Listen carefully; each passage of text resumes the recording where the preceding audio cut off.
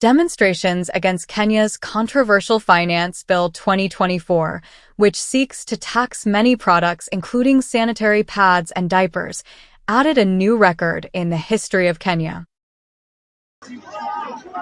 Led by decentralized groups of Generation Z youths, the demonstrations, which peaked on June 25, 2024, was the fiercest compared to any other demonstrations ever done in the country.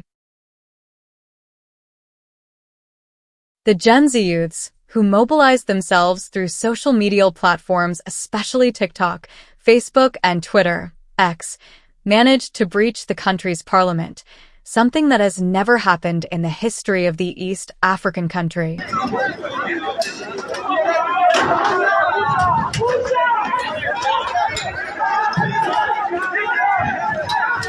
Inside the parliament, the demonstrators caused massive property destruction, besides igniting fire in a section of the National Assembly. Some even took away the mace. The demonstrations took place in different towns throughout the country, including the Eldoret, Mombasa, Nakuru, Kisumu, Homa Bay, Vihiga, Samburu, Naivasha, Bija, and others. But how did the Gen Z revolution start? Here is how. Before we proceed, please subscribe to our YouTube channel. The Gen Z revolution can be traced back to a couple of years ago when the country started witnessing a rise of arguably rowdy and fearless youths in schools and training institutions. Please note that the Gen Z are youths born between 1997 and 2012. Most of them are graduates and others university students. They are educated, tech-savvy, but mostly unemployed. They spent most of their time on social media, where they mostly connect, socialize, and motivate each other. Few years ago, a group of trained Gen Z GSU officers were captured in a video, threatening Kenyans how they were trained and ready to mishandle people because they now had the power.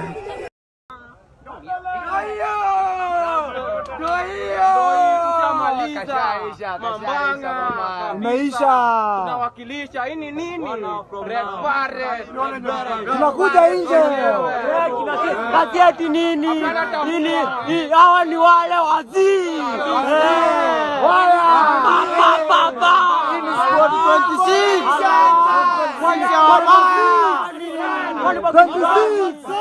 The video caused chills and negative emotions in many Kenyans who condemned the officers. The relevant authorities responded by sending the officers captured in the video back for retraining.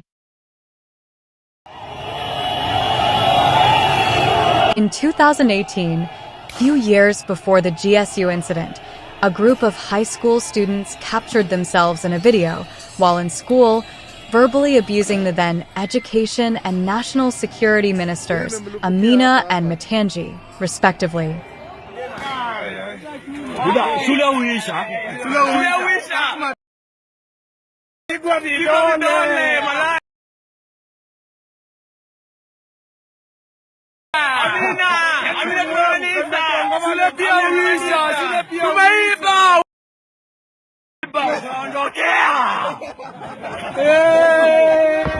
These are arguably the Gen Z youth that the country is currently having.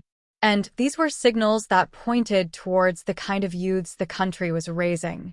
Gen Z are brave people who are ready to defend their rights and oppose unfair measures introduced by authorities. These are the groups that have currently mobilized themselves and formed the so-called Gen Z revolution that is leading the protests in Kenya.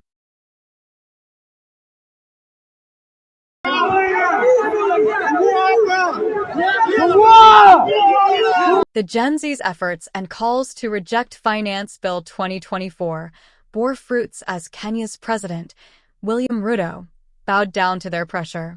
On June 26, 2024, he declared in a televised press conference that he withdrew the contested Finance Bill 2024 and instead embarked on austerity measures and budget cuts or around $200 billion.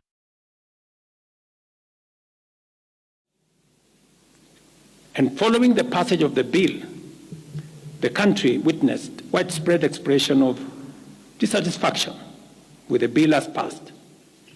I concede, and therefore I will not sign the 2024 finance bill, and it shall subsequently be withdrawn. That is the impact of the Gen Z's demonstrations against the Punitive Finance Bill 2024 in Kenya. Please subscribe to our YouTube channel.